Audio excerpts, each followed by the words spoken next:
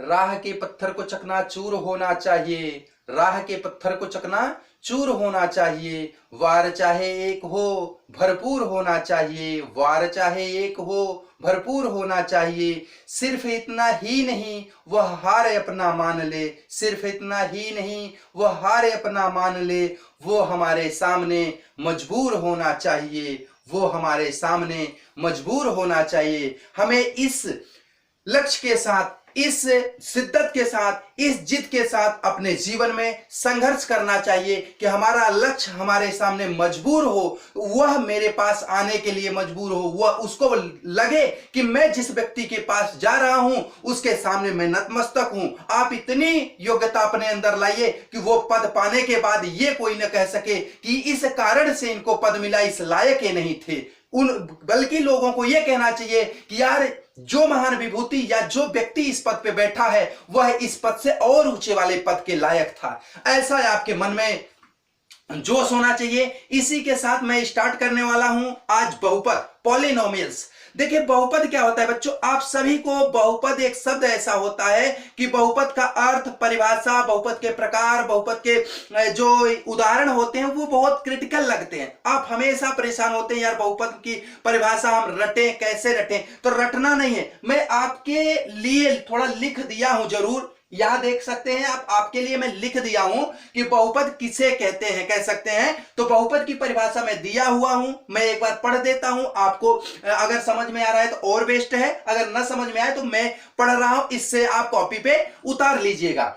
देखिए लिखा है चर अचर चर के गुणांक, चर अचर चर के गुणांक तथा ऋणोत्तर घातांक के जोड़, घटाव या गुणन की क्रिया वाले बीज गणितीय व्यंजक को क्या कहते हैं, बहुपद कहते हैं। फिर से मैं बोल देता हूं कि चर अचर चर के गुणांक, ऋणोत्तर घातांक के जोड़, घटाव या गुणन की क्रिया वाले बीज गणितीय व्यंजक को क्या कहते हैं, बहुपद कहते हैं। या इसी को दूसरे भाषा में हम कह सकते हैं कि बीज गणित में धन और ऋण चिन्हों से संबंधित पदों के व्यंजक को क्या कहते हैं, बहुपद कहते हैं। धन और ऋण के संबंधित पदों के व्यंजक को क्या कहते हैं, बहुपद कहते हैं। एक और परिभाषा ले लीजिए, बहुपद। बहुपद इससे समझ में आ रहा है, बहुपद जिसमें क्या रहे, एक या एक से अधिक पद रहे वही बहुपद हो सकता है। बहुपद शब्दों से अगर निकालें तो जिसमें एक या एक से अधिक पद रहे वो कहलाता है बहुपद। देखिए बच्चों यहां अब इनमें बहुपद तो कह दिए, तो जैसे एग्जांपल के तौर पे मैं ले लूं, एग्जांपल के तौर पे ऐसे बहुपद क्या होगा, जैसे मैं ले लेता हूं x cube plus 2x plus 3, ये ले लिया। उसके अलावा ले लेता हूं x4 plus 2x square, x cube कर दीजिए plus 4x minus x square करिए, फिर माइनस क्या करिए आप, फिर आप माइनस में कर दीजिए 4x माइनस 4, ऐसे करिए। ये क्या कहलाएगा, आपका बहुपद कहलाएगा बच्चों। लेकिन बहुपद किस स्थितियों में नहीं होगा, बहुपद क्या है कि बहुपद किन किन स्थितियों में नहीं होगा, किन किन स्थितियों में होगा, ये भी मैं लिख दिया हूं। लेकिन मैं बता दूं बच्चों कि बहुपद तभी हो सकता है, पहला आपका शर्त है कि बहुपद तभी होगा जब पदों के घात पूर्ण व धनात्मक हो। इनके पदों के जो घात दिख रहे हैं आपको, 3 दिख रहा है, 2 दिख रहा है, 1 दिख रहा है, यह घात बच्चों पूर्ण होने चाहिए और धनात्मक होने चाहिए, कभी भी ऋणात्मक नहीं होने चाहिए। अर्थात जैसे ऐसे लिख दिया जाए 2x minus 2x to the power minus 2, यह बहुपद नहीं हो सकता, यह बहुपद नहीं हो सकता बच्चों। अगला क्या कह रहा है कि कोई भी पद किसी चर से विभाजित तो न हो। क्या कह रहा है, कोई भी पद किसी चर से विभाजित न हो। जैसे मान लीजिए यही पद है, मान लेते हैं इन्हीं में से कोई पद है, मान लीजिए 3x है। अब 3x के बटे क्या रहे, 3x के बटे, या ऐसे मान लीजिए सिर्फ 3 रहे, 3 के बटे क्या हो जाए, 3x हो जाए, या केवल x हो जाए, या 3x भी हो सकता है बच्चों, x भी हो सकता है, 3 बटे x हो जाए, यह भी क्या होगा, बहुपद नहीं होगा। चूंकि हमारा दूसरा कंडीशन कह रहा है कि कोई भी पद जो होना चाहिए वह किसी चर से डिवाइडेड नहीं होना चाहिए, विभाजित नहीं होना चाहिए। अब तीसरा क्या है, कोई भी पद या पद का गुणांक। देखिए बच्चों मैं स्पष्ट लिखा हो पद या पद का गुणांक, ये दोनों भी करड़ी में नहीं होने चाहिए। जैसे मान लीजिए कोई पद यही ले लेते हैं हम, 4x² प्लस 4x, तो x को ऐसे कर दीजिए करड़ी में, तो 4 की जगह 4 मत रखिए, 3 रख दीजिए, 3x प्लस 2, यह आपका क्या हो सकता है, यह आपका बहुपद नहीं होगा। क्यों नहीं होगा बच्चों, यह पूरा पूरा पद ही क्या है, करड़ी में है। या ऐसा हो जाए 4x² प्लस 4√x प्लस 2, यह भी बहुपद नहीं होगा। क्यों नहीं होगा बच्चों, कि यह भी क्या है, करड़ी में है, यह भी क्या है, करड़ी में है। या ऐसे हो जाए 4x² plus √7 plus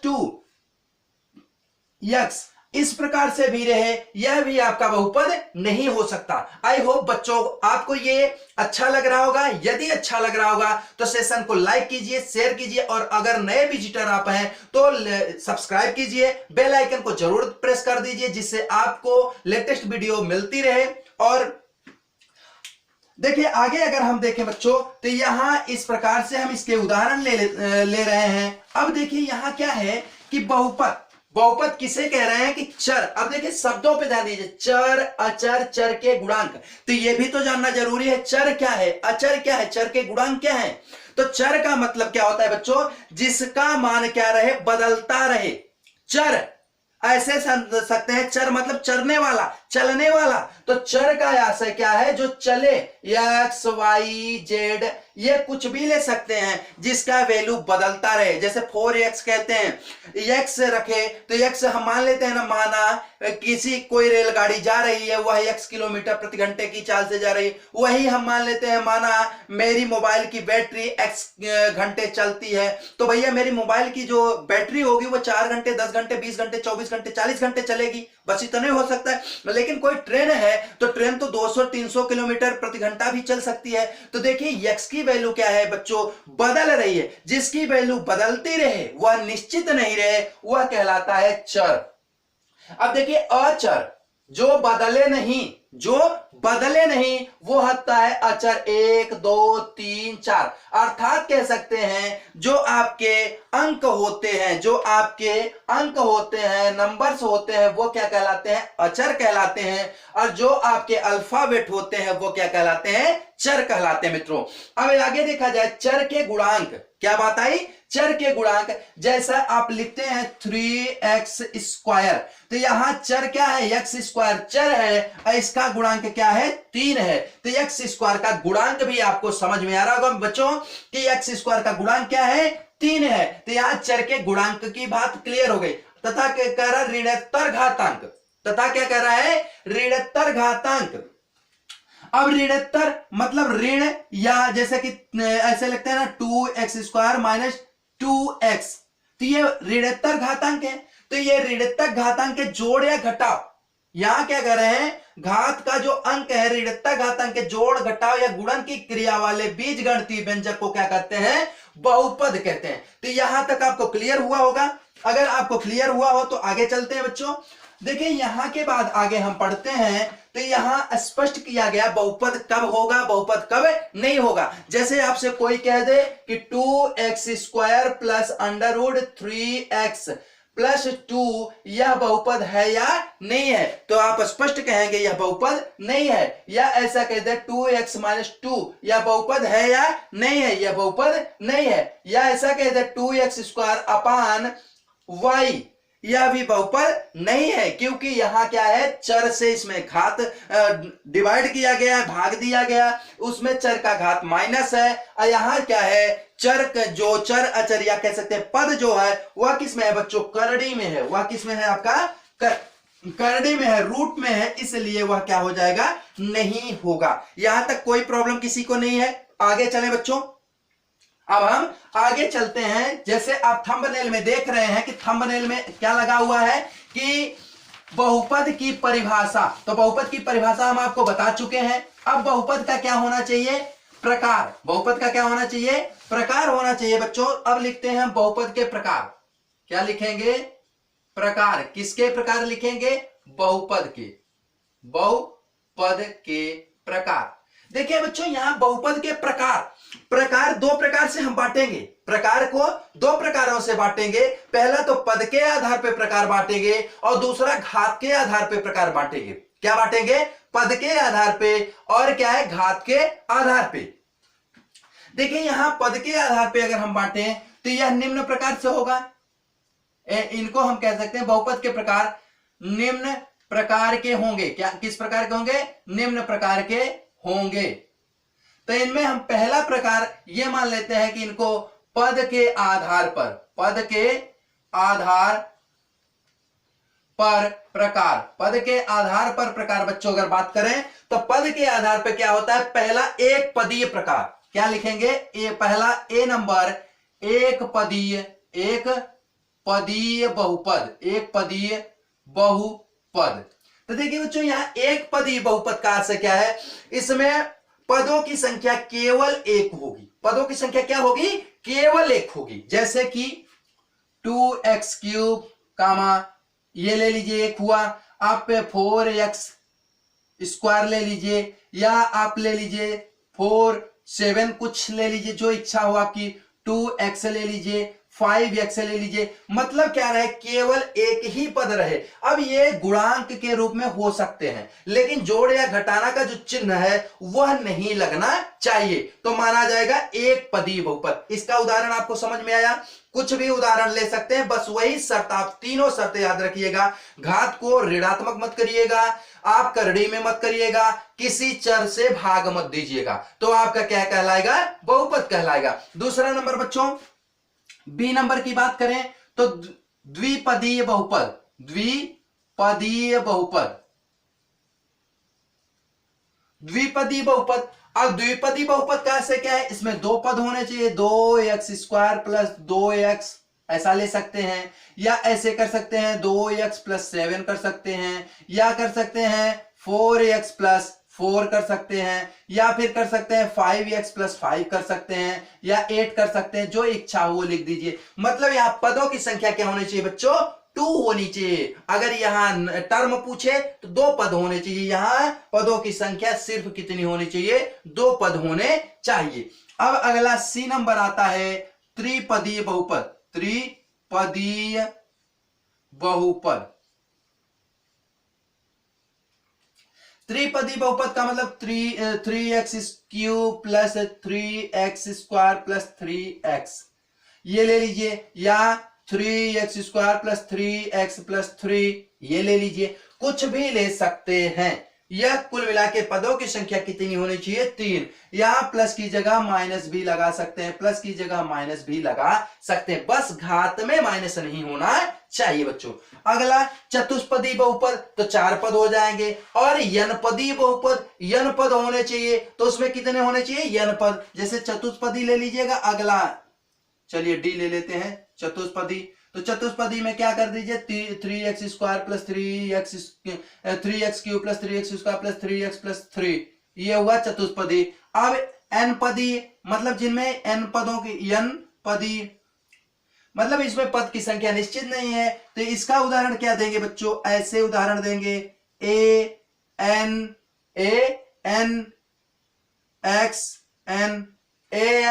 x N plus an-1 xn-1 plus an-2 xn-2। अब देखिए बच्चों पहला तो सबसे बड़ा पद कुछ हो गया, मान लेते हैं हम सबसे बड़ा पद 10 है, तो 10 के बाद अगला पद होगा, तो एक कम हो रहा है। हर जगह घात की संख्या क्या हो रही है? कम हो रही ना, तो ध्यान दीजिएगा यहां भी कम होगा। ये 10 था तो अगला वाला 10 - 1 9, फिर अगला वाला 10 - 2 8, अगला वाला 10 - 3 7 हो जाएगा। इस प्रकार से डाट डाट कर दीजिए और आगे चलिए बच्चों। तो क्या करेंगे? an प्लस 1, तो an+1 यहां x करिएगा, प्लस an+2 और xn+2 आगे कर सकते हैं। आगे तक कहां तक जाएंगे? a0 तक जाएंगे। हम कहां तक जाएंगे? a0 तक जाएंगे। तो ये आपका क्या हुआ कि n पदीय बहुपद हो गया, मतलब कि पदों के आधार पे बहुपद हुआ है आपका। क्या हुआ बच्चों, पदों के आधार पर। अब अगला हम आधार क्या मान लेते हैं, अगला आधार मानते हैं बच्चों घात के आधार पर। किस आधार पे मानेंगे, घात के आधार पे। हम इनका प्रकार किस आधार पे करेंगे, घात के आधार पे। देखिए घात के आधार पर बहुपद, बहुपद के प्रकार, बहुपद के प्रकार, घात के आधार पर बहुपद के प्रकार। अब घात के आधार पे अब एक रैखिक बहुपद या एक पदी, रैखिक बहुपद कहिए या कह सकते हैं एक घाती, तो कहेंगे नहीं आप, रैखिक ही कहेंगे। पहला क्या लिखेंगे, ए के जगह रैखिक बहुपद, रैखिक बहुपद। रैखिक बहुपद का आशय क्या होता है बच्चों, कि यहां उसका जो घात होगा वह क्या होगा, एक होगा। मतलब जैसे x, केवल x या केवल 7x या फिर 5x या 5y या 5z या 5, इस प्रकार से जो रहेगा यह क्या है, एक रैखिक बहुपद है। मतलब यहां चर की जो घात है वह कितनी है, एक है, एक है, एक है, एक है, एक है। तो जहां चर की घात एक हो, क्या परिभाषा अगर लिखनी हो तो बच्चों लिख सकते हैं, ऐसा बहुपद जिसमें चर की घात एक हो उसे रैखिक बहुपद कहते हैं। कोई दिक्कत, कोई डाउट नहीं ना, आगे चलते हैं। बी रैखिक। अब द्विघात बहुपद, द्विघात बहुपद, तो द्विघात बहुपद का मतलब बच्चों क्या है, या 2x² प्लस 2x। यहां क्या है, द्विघात, मतलब इसमें सबसे बड़ा घात जो है वो 2 होना चाहिए। सबसे बड़ा घात जो होना चाहिए वो क्या होना चाहिए, 2 होना चाहिए, द्विघात बहुपद। अब इस प्रकार से जितना एग्जांपल लेना हो उतना ले लीजिए।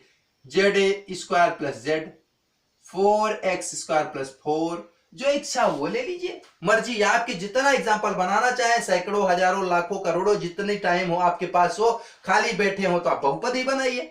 जैसे मान लीजिए आपके काम नहीं है, मन नहीं लगता किसी काम करने में, तो बैठे हैं तो क्या करेंगे, उसमें बहुपद ही बनाइए। द्विघात बहुपद बना लीजिए, 10, 20, 50 हजार, फिर त्रिघात बना लीजिए, ऐसे बना लेंगे, टाइम पास हो जाएगा। चलते हैं अगले, त्रिघात बहुपद। त्रिघात बहुपद, त्रिघात बहुपद का मतलब क्या है, 3x³ plus 3 2x² plus 2x, ऐसा ले सकते हैं। यह त्रिघात बहुपद हो गया। तो इसमें घातों की संख्या कितनी है, 3। अब आगे होता है चतुष्घातीय बहुपद। क्या होगा बच्चों, सी के बाद डी, चतुष्घातीय बहुपद।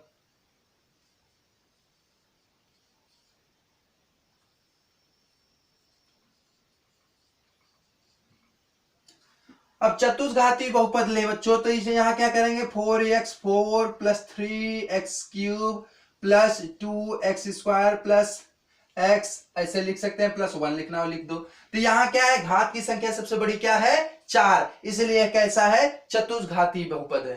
कितने घात वाला बहुपद है, चतुष्घातीय बहुपद। अब एक आता है शून्य बहुपद। क्या आता है, शून्य बहुपद।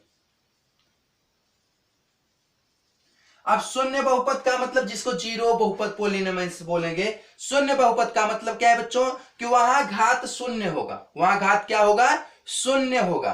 तो घात शून्य कब होता है, घात शून्य कब होगा, कि जब अगर कोई भी, जैसे मान लीजिए ए बी सी कुछ ले लिए, तुरंत घात क्या हो जाएगा, 1 हो जाएगा ना। तो यहां चर आपको नहीं रखना है, यहां आपको चर नहीं रखना है। चर रखेंगे तो यह क्या हो जाएगा, आपका बहुपद हो जाएगा कैसा, रैखिक बहुपद। कैसा बहुपद हो जाएगा आपका, ये रैखिक बहुपद हो जाएगा। इसलिए यहां पे जैसे 7 रख दीजिए, 1 रख दीजिए, 2 रख दीजिए, 3 रख दीजिए, 4 रख दीजिए, कोई संख्या रख दीजिए, तो यहां क्या हो जाएगा, ये शून्य बहुपद हो जाएगा आपका। यह नाम से क्या हो जाएगा, आपका शून्य बहुपद हो जाएगा, जिसका घात क्या हो जाएगा, कि ये देखा जाए तो घात इसका क्या हो जाएगा, 1 हो जाएगा। इस प्रकार से ये यहां तक आपका कंप्लीट होता है बच्चों। अब एक बात और इसमें पढ़नी है आपको।